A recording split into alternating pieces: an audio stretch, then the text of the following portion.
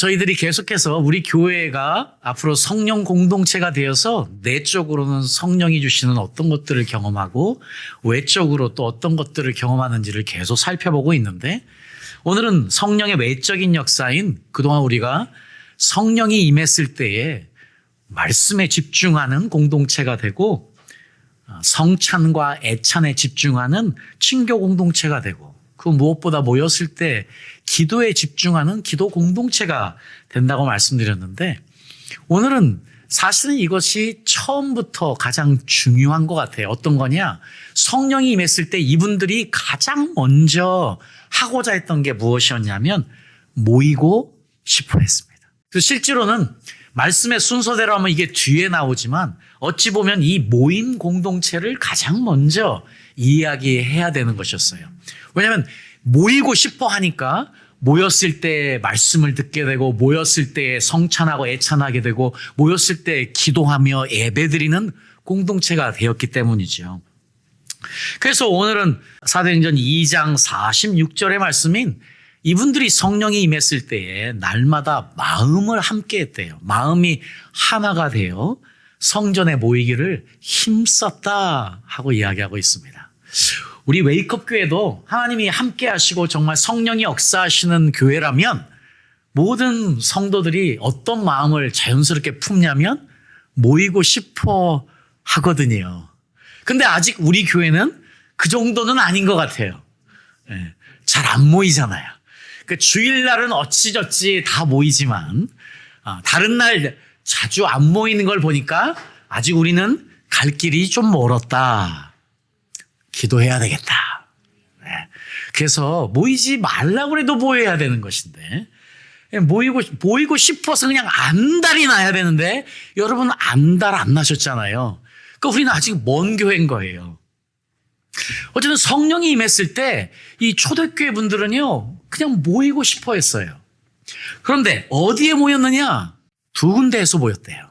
어떤 거냐면, 어디에 모였냐면 첫 번째는요, 예루살렘 성전에 이방인의 뜰이 있거든요. 그 이방인의 뜰 동쪽 끝에 있는 솔로몬의 행각에서 모였을 거예요. 그런데 언제 맞춰서 모였을까요? 지난주에 제가 말씀드렸잖아요. 초대교회 분들은 몇 번 기도했다고요? 7번 기도했대요. 근데 그 7번 중에서 6번은 전부 다 예수님과 관련이 되어 있어요. 그러니까 그들은 아침 6시에 기도를 합니다. 무엇을 기억하면서요? 예수님의 부활을 기억하면서. 자, 그리고 9시에 또 기도합니다. 무엇을 기억하면서요? 예수님이 승천하셔서 성령님을 교회 위에 보내주신 것을 기억하면서요. 그리고 12시에 또 기도합니다. 무엇을 기억하면서요? 예수님께서 이 시간에 우리를 위해서 고난 받으시기 시작하셨다. 그리고 3시에 또 기도합니다. 예수님께서 그 고난을 마무리하셨다. 죽으심으로 우리를 위하여. 그리고 5시에 또 기도합니다. 그 예수님이 드디어 십자가에서 내려서 몸에 향을 바르시고 이제 장사 될 준비를 하셨다. 그리고 6시에 또 기도합니다. 드디어 예수님께서 그 준비된 몸으로 무덤에 안치되셨다. 자, 이렇게요.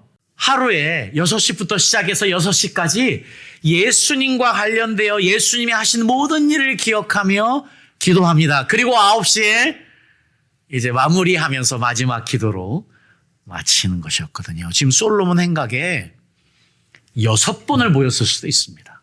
이것을 기념해서요. 그리고 또 다른 장소가 있는데 솔로몬 행각에서 모일 때 말고도 집에서도 계속해서 모임을 가졌다는 거예요. 그러니까 얼마나 자주 모인 거예요, 여러분.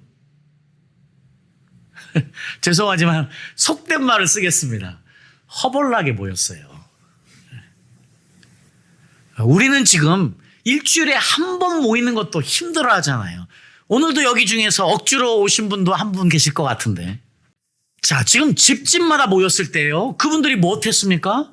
모여서요, 먹고 떠들고 농담 따먹게 한 게 아니고요. 모이면 성찬하고 모이면 애찬해서 하나 되어져서 사랑하게 된 것이잖아요. 자, 그래서 이제 초대교회 분들에게 모인다는 것은요, 예배를 떠나서는 생각할 수 없는 거예요. 기도를 떠나서는 생각할 수 없는 거예요.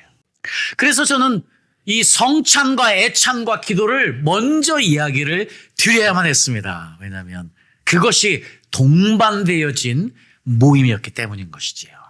자, 신앙생활은요, 개인적인 신앙의 성장이 너무 필요합니다.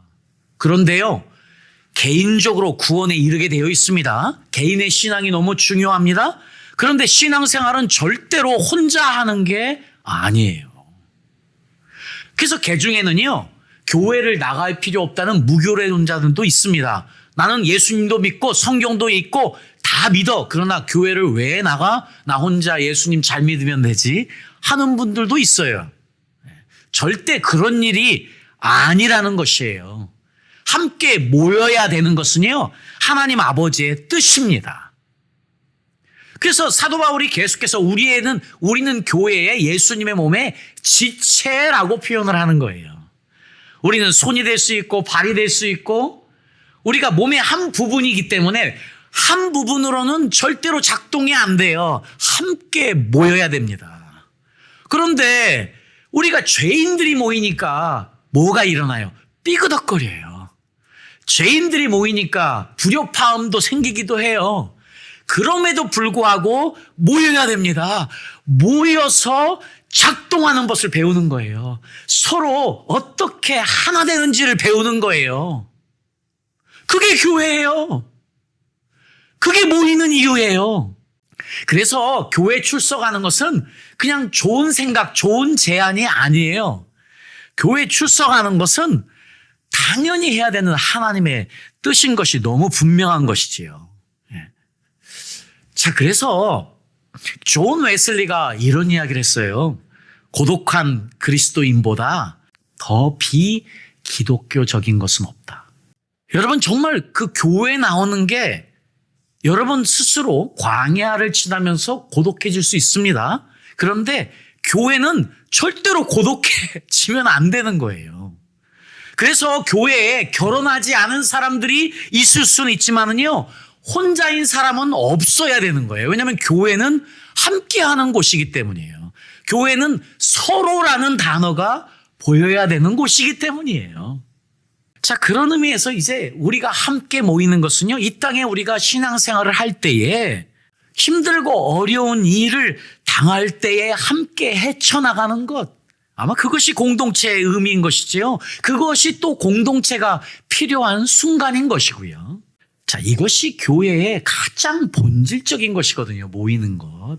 그러니까 여러분 한번 생각해 보세요. 나는 지금 교회의 모임을 즐거워하는지 아니면 억지로 모이는지. 여러분이 즐겁게 오지 않으면 여러분 병들어 있는 것이에요. 이곳에 오는 게 즐겁지 않으면, 기쁘지 않으면, 소망으로 채 있지 않으면 여러분 병든 그리스도인이에요. 그럴 수가 없어야 돼요. 성령의 사람은 만나고 싶고 함께하고 싶고 함께 기도하고 싶고 함께 예배드리고 싶어야만 되는 것이니까요. 히브리서 기자가 이것을 너무 잘 알았어요. 그래서 히브리서 10장 24절 25절에 이렇게 이야기하잖아요. 우리 함께 큰 목소리 읽도록 하겠습니다. 시작. 서로 돌아보아 사랑과 선행을 격려하며 모이기를 패하는 어떤 사람들의 습관과 같이 하지 말고 오직 권하여 그날이 가까움을 볼수록 더 그리하자. 그렇습니다. 이 히브리서 기자가요, 이 말씀을 할 때에 아마 이 당시에 그 서로 모이지 않으려는 사람들이 제법 있었던 것 같습니다. 그러니까 모이기를 패하는 그 사람들처럼 되지 말고 모이고 싶어 하지 않는 사람들처럼 되지 말고 모이고 싶어 해야 된대요. 힘써야 된대요. 그런데 마지막 때 그 날이 가까움을 볼수록 예수님이 오실 때가 가까움을 볼수록 더욱 그래야만 된대요. 여러분 2026년을 사는 저와 여러분에게는 이 말씀이 너무나 실제적이에요. 왜냐하면 그분 오실 날이 가까운 이때에 우리는 더 이상 모이기를 싫어하는 상황에서 살아가고 있기 때문에. 어떻게 보면 사탄이요, 아주 훌륭한 씨앗들을 잘 뿌려놨습니다. 이제 교회는 더 이상 모이고 싶어 하지 않는 곳이에요. 그냥 어찌저찌 몇 가지 모임만 겨우겨우 참석해도 그냥 할렐루야. 주일 예배만 모여도 그냥 할렐루야. 그런 때 살고 있어요, 우리가. 우리 한국교회가 한동안 70년대, 80년대 때에는요, 아침에도 모이고 저녁에도 모이고, 더 이상 그런 좋은 시대는 이제 없어요. 더 이상 그런 교회를 원하지 않아요. 그런 교회는 부담스러워서 오지 않아요. 지금 왜 모이기를 싫어하느냐, 그러면. 자, 우리가 모여야 되는데, 왜 모이기를 싫어하느냐, 그 이유를 우리가 확인해 봐야 되는데, 왜 모이기를 싫어하는 사람이 우리가 되느냐? 자, 그것은 사탄이 우리를 그렇게 만들기 때문입니다. 우리가 사탄에게 농락당하고 있기 때문입니다. 그래서 사탄은 지금 이 마지막 때예요. 어찌하든지 성도들이 모이는 것을 원치 않아요. 자, 여기서 모인다는 것은요, 모여서 뭐 먹고, 모여서 즐겁게 이야기하고, 소셜클럽처럼 친교하고, 끝나버리는 그것, 사탄은요, 그런 모임은 절대로 신경 쓰지 않아요. 왜냐하면 하나님의 나라에 아무런 도움이 되지 않는 그런 모임은 신경도 안 써요, 사탄은. 지금 모임의 기본적인 원리는 무엇이냐? 모이면 하나님의 나라를 생각하고 기도하고 예배하고, 이런 모임은 사탄이 어찌하든지 하지 못하게 막는 것인데, 하지 못하게 막는 사탄의 방법이 4가지 정도로 추려봤는데요. 첫 번째는 이거예요. 모이지 못하게 지금 어떤 일을 벌이느냐, 사탄이 두려움과 박해를 교회에 가져옵니다. 이미 온 세계는요, 지금 기독교를 미워하는 세계로 다 흘러가 버렸어요. 여러분 지금 우리나라에 있으니까 조금 상황이 다른 나라보다 우리는 훨씬 낫지요. 그럼에도 불구하고 지금 한국 교회도 상당한 어려움을 지난 20년 동안 이 사회에 모든 매스미디어가 전부 기독교에 대해서 반감을 가진 사람들로 이루어진 그 매스미디어가 계속해서 활동해 오면서 지금 한국 사회 전체의 기독교에 대한 반감, 기독교에 대한 나쁜 감정들이 사람들에게 얼마나 많이 쌓여 있는지 몰라요. 근데 이 일이 한국뿐만이 아니고 온 세계에 다 빠져 있어요. 왜냐하면 전 세계를 지배하고 있는 모든 매스미디어의 90%가 소위 말하는 레프트윙이에요. 이 좌파에 속해 있는, 사회주의에 속해 있는 이 모든 언론들은요, 절대로 기독교를 좋은 눈으로 보지 않거든요. 자, 그러한 매스미디어의 활동들 때문에 지금 한국도 많은 기독교에 대한 반감을 사람들이 가지기 시작했던 것이죠. 사실 우리도 그런 의미에서 박해와 어찌 보면 기독교인이라고 내세울 수 없는 두려움을 사탄은 이미 우리에게 심어주고 있는 것인데, 한국은 지금 다른 나라에 비해서 아주 괜찮은 나라예요. 지금 인도나 많은 나라에 가보면은요, 지금 기독교인이기 때문에 교회들이 얼마나 많은 박해를 당하고 있는지 모릅니다. 지난주에 제가 스리랑카에 갔을 때요, 마침 중국에서 오신 한 목사님이 계셨었는데, 제가 그분한테 여러 가지 좀 물어봤었는데, 요즘 중국 교회는 아주 어려움을 많이 당하고 있습니다. 그러니 제가 그랬어요. 아마 중국 교회가 이런 어려움을 당하는 것은 하나님께서 진짜와 가짜를 구별하는 때가 아닌가 생각합니다. 그랬더니 그 목사님이 그러다, 맞아요 목사님, 진짜로 그렇습니다. 지금 삼자교회뿐만이 아니고 지하교회도 너무 많은 어려움들을 당하고 있는데, 그래서 많은 성도들이 무서워서 두려워서 떠나고 있어요. 교회를 떠나고 있대요. 지금요, 중국에 있는 삼자교회뿐만이 아니고 지하의 교회에 있는 모든 사람들이요, 두려워서 많은 사람들이 교회를 떠나고 있대요. 그런데 남은 사람들의 믿음은 그 어느 때보다 다시 성령 충만하고 하나님의 마음, 또 하나님 나라에 대한 열정으로 가득 차 있다는 거예요. 인원이 줄었지만은요. 근데 결국은 진짜와 가짜가 구별되어지는 때가 지금 중국 교회에 임하고 있는 것이지요. 이제 한국 교회도 앞으로 어떤 시대를 겪을지 우리는 잘 모르겠습니다만, 우리도 그런 준비를 해야 되지 않나 생각합니다. 여러분, 가짜들은 이제 다 떠나게 된 때가 올 것입니다. 그러니까 여러분, 그러니 우리가 지금 진짜가 되어서 모이게 힘쓰는 이것이 얼마나 중요한 일이겠습니까? 그러니까 사도행전 8장 1절에도 보니까요. 벌써요. 모이기를 힘썼던 이 초대교회에도 박해가 온 거예요. 사실은 이때의 초대교회 상황은 우리와 좀 틀립니다. 왜냐? 이분들이요. 함께 모이며 너무 좋은 시간을 갖고 있어요. 지금 모일 때마다 성령의 역사가 강력하니까 이분들이 너무 좋은 시간을 가지고 있어서 뭘 몰라요? 흩어져야 되는 것을 몰라요. 하나님 여기가 좋사오니 된 거예요. 그래서 하나님께서 결국 스테반의 순교를 통해서요. 지금 예루살렘의 교회를 흩으시기 시작하시는 것이에요. 이 흩어짐은요. 하나님 나라의 하나님의 복음 전파에 너무 중요한 순간들이었어요. 그래서 이 박해는 조금은 틀린 박해였지만 하나님의 뜻 가운데 움직인 것이었지만 어쨌든 그 박해 때문에 흩어지는 역사가 일어나게 됩니다. 자, 사탄이 두 번째로 쓰는 방법은 무엇이냐면요. 이게 아마 교회 가운데서 사탄이 가장 많이 역사하는 것 같아요. 무엇이냐? 결국은 교회의 분열을 야기시키는 거예요. 모이고 싶지 않게 만들려면 자꾸 편도 만들고 자꾸 미워하는 사람도 만들고 싫어하는 사람도 만들어서 교회에 가고 싶지 않아 하는 거예요. 모임에 가고 싶지 않게 만드는 거예요. 그러니까 성도 간에 시기하고 질투하고 또 오해를 일으켜서 사랑이 쉽게 만드는 것. 지금 한국 교회에 얼마나 많은 교회, 우리 교회도 그렇고요. 이 사탄의 역사에 넘어가서 힘들고 어렵게 모이고 싶어 하지 않은 교회가 되어가고 있습니까? 초대교회도요. 그들이 마냥 좋은 날만 있었던 게 아니에요. 우리가 잘 알고 있는 우리 고린도 교회 같은 경우도요.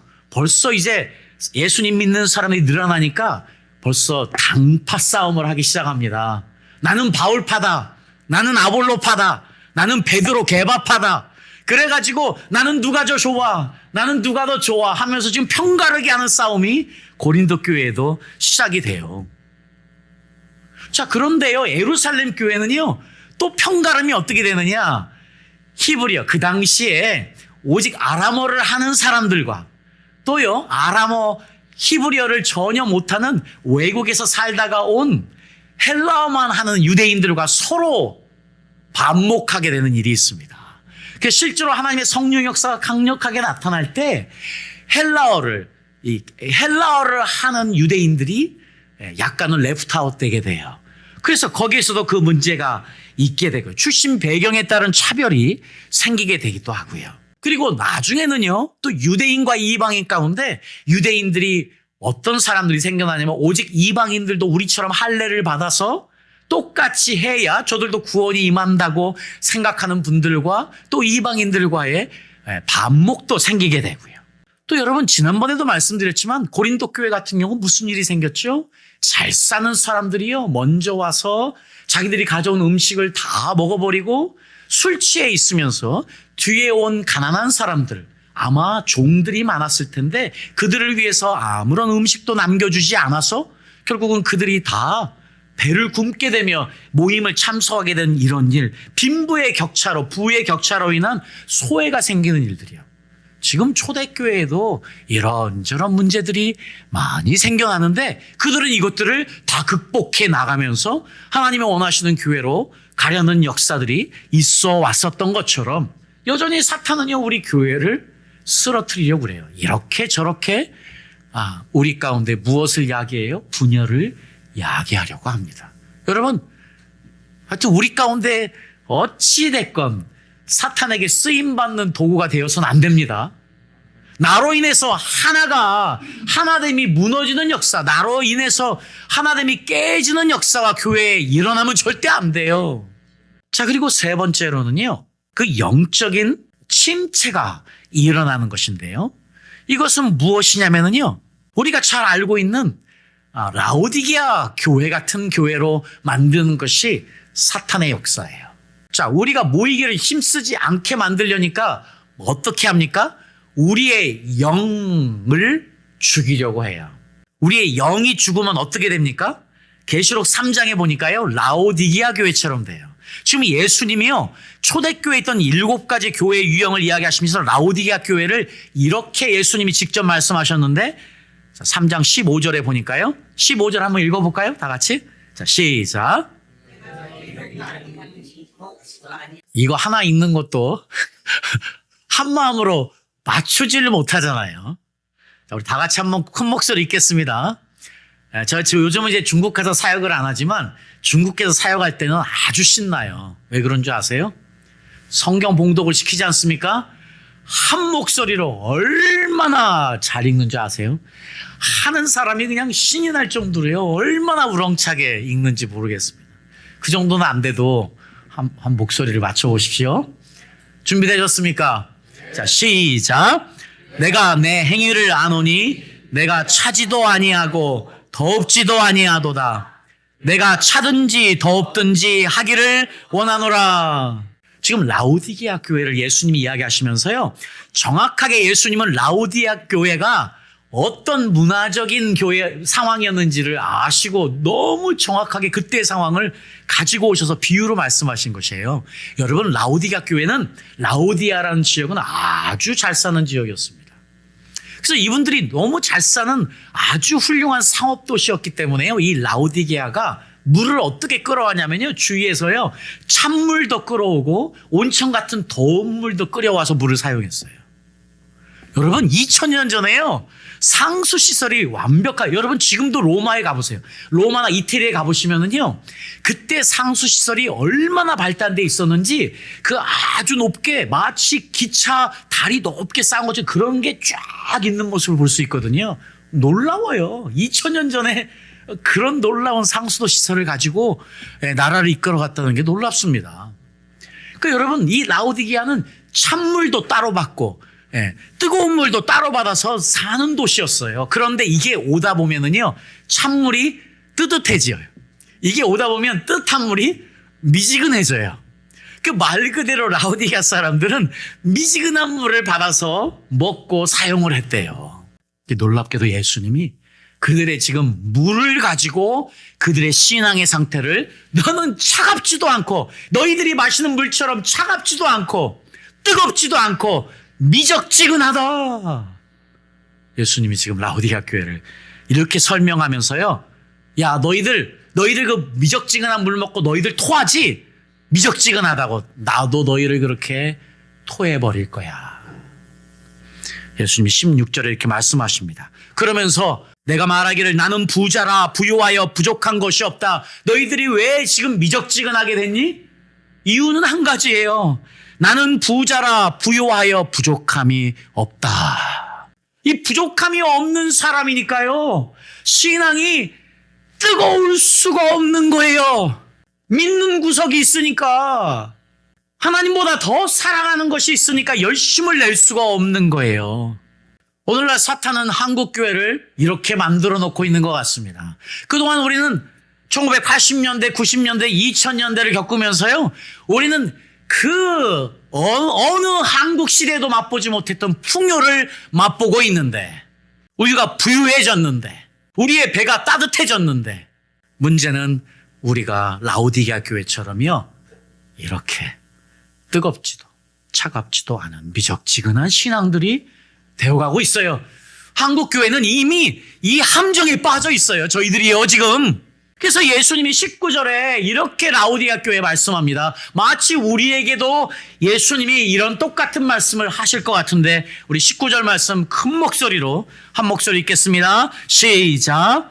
무릇 내가 사랑하는 자를 책망하여 징계하노니 그러므로 내가 열심을 내라 회개하라. 아멘. 지금 사탄은 교묘하게 우리들을 모이지 못하게 풍요로 우리를 공략하고 있습니다. 자, 마지막으로 네 번째는요. 지금은 초대교회에 나왔던 그 상황들을 가지고 제가 설명드렸다면, 지금 이야기는 오늘날 우리에게 가장 큰 문제 중에 하나인 것 같아요. 왜냐? 자, 무슨 일입니까? 네 번째. 왜 못 모이느냐? 너무 바빠요. 우리가 너무 바빠요. 내가 우리 청년들을 그동안 보니까 우리 청년들의 삶에서의 가장 중요한 특징, 청년들은 너무 바빠요. 이 사회가 우리 청년들을 너무 바쁘게 만드나 봐요. 그동안 제가 너무 마음이 약해서 우리 청년들을 보니까 너무 바쁘게 이 땅을 살아가느라고 고생해서 내가 무슨 강요를 잘 안 하는데, 삶이 너무 바쁘게 만들어요. 뭐가 그렇게 바쁜지. 한국에서도 우리 만나면 우리 어떻게 인사하죠? 바쁘시죠? 바쁘시죠가 인사야. 그래서 안 바쁘면 이상할 거야. 그래서 마치 한국에 사는 우리 모두는요, 우리를 바쁘게 만들어요. 그러니 우선순위가 지금 이 땅의 세상의 삶이 바쁘니 하나님의 우선순위가 될 수 없지요. 물론 초대교회 때 그때 성도들은 우리처럼 바쁘지 않았어요, 사실은. 그렇지만 그럼에도 불구하고 바쁜 시대를 사는 우리들임에도 불구하고 모이기에 힘써야 되는 것은 너무 중요한 영적인 원리이거든요. 자, 그러니 이제 이 바쁜 세상을 사는, 압니다, 여러분. 100% 이해합니다. 먹고 살기 힘들죠. 바쁘게 살아야 돼요. 이 세상이 우리를 바쁘게 만들고 있어요. 그럼에도 불구하고 우리는 바쁘게 살지 않아야 돼요. 그게 말씀이에요. 이사야서 28장 16절 말씀 보지요. 자, 이 말씀 한번 읽겠습니다. 자, 시작. 그러므로 주 예수께서 이같이 이르되, 보라, 내가 한 돌을 시온에 두어 기초를 삼았노니 곧 시험한 돌이요 귀하고 견고한 기초돌이라. 그것을 믿는 이는 다급하게 되지 아니하리로다. 지금 이사야 선지자가 예언의 말씀, 오실 예수님을 이야기하고 계십니다. 근데 지금 예수님을 믿는 자, 그것을 믿는 이는, 예수님을 믿는 이는 어떻게 된다고요? 다급하게 되지 않는데요. 급하게 이 땅을 살지 않는데요. 예수님 안에 사는 사람, 예수님과 사는 사람은요, 급하게 살지 않는데요, 이 땅을요. 지금 무엇이 우리를 바쁘게 만들고 있습니까? 우리의 바쁨은 무엇을 위한 것입니까?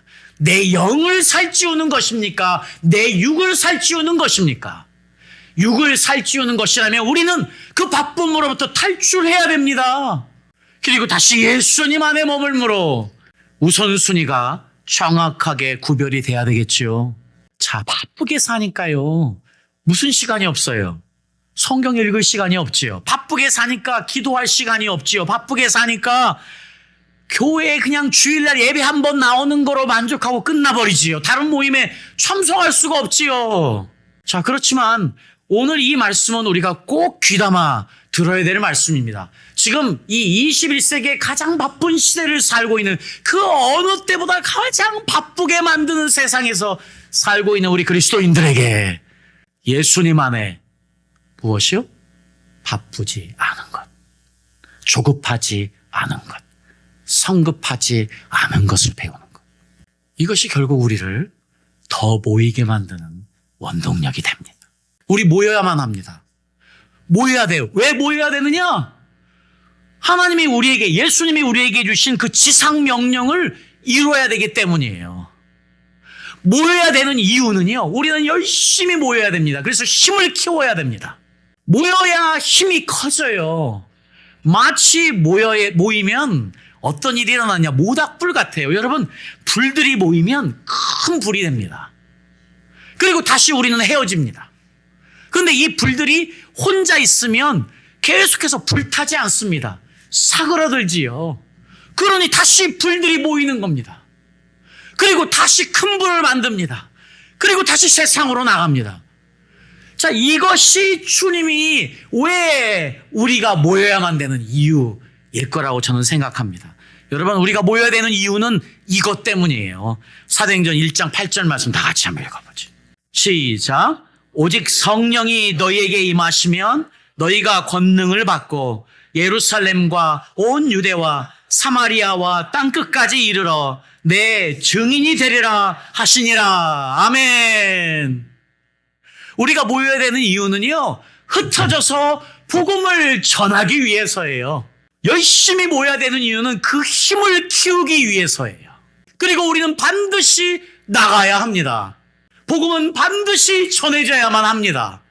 그 힘을 키우기 위해서 열심히 모이는 저와 여러분 될 수 있기를 예수님의 이름으로 축복합니다. 여러분, 교회가 흩어지지 않으면, 교회가 열심히 모여서 힘을 키우고 흩어지지 않으면 어떤 일이 일어나냐면 교회가 바벨탑을 쌓는 거예요. 안타깝게도요, 한국에는 대형 교회들이 많아요. 자, 오해하지 마십시오. 제가 큰 교회들을 비판하려고 이 말씀을 드리는 게 아니고요. 여러분, 교회가 크든지 작든지요, 교회는 흩어져야 되는 것이거든요. 그런데 우리는 묘한 교회에 대한 관념들이 있어요. 여러분, 미국 같은 경우에는요, 미국에는 지금 굉장히 많은 그리스도인들이 있는데 1억 5천만이라는 기독교인들이 있는데 그 중에서요 1만 명이 모이는 교회가 몇 교회나 되냐면 37개밖에 안 돼요. 근데 우리는 교인들이 1,000만 명이 채 안 되거든요. 근데 우리나라에는 10,000명 이상 교회가 몇 개인지 아세요? 23개나 있어요. 그래서 미국은요 큰 교회 다니는 사람의 숫자가 0.47%밖에 안 돼요. 그런데 우리나라는 교인 중에서 큰 교회 다니는 사람들이 15%예요. 자, 지금 큰 교회를 뭐라고 그러려는 게 아니에요. 중요한 것은요, 왜 큰 교회에 가냐는 거예요. 큰 교회든 작은 교회든 못해야 돼요. 모여서 힘을 길러서 흩어져야 되는 거예요. 이게 힘이에요. 그러니까 저희들도 이제 그런 교회를 만들어야 될 거 아닙니까? 네? 여러분 기도하셔야지요. 이렇게 모여서 왜 모이느냐? 나가서 복음을 전해야 되는 그때를 위한 것이지요. 네. 그래서 지난번에도 한번 제가 말씀드렸습니다. 여러분 덤바스 넘버라고요. 덤바의 숫자라는 게 있어요. 이게 뭐냐면 몇 명이 가장 좋은 숫자냐 어떤 공동체로서 150명이래. 그래서 이 덤바스 넘버를 표현할 때요 5명이 모이면은 완전히 절친이 되는 거예요. 15명이 모이면 그냥 절친이에요. 35명이면 좋은 친구예요. 그러니까 우리는 지금 20명이 채 안 되니까 우리는 어떤 친구가 돼야 돼요? 절친이 돼야 돼. 서로 돌아보세요. 옆에 사람 보세요. 절친이에요? 이 절친 아니면 우리 집 문제 있는 교회야.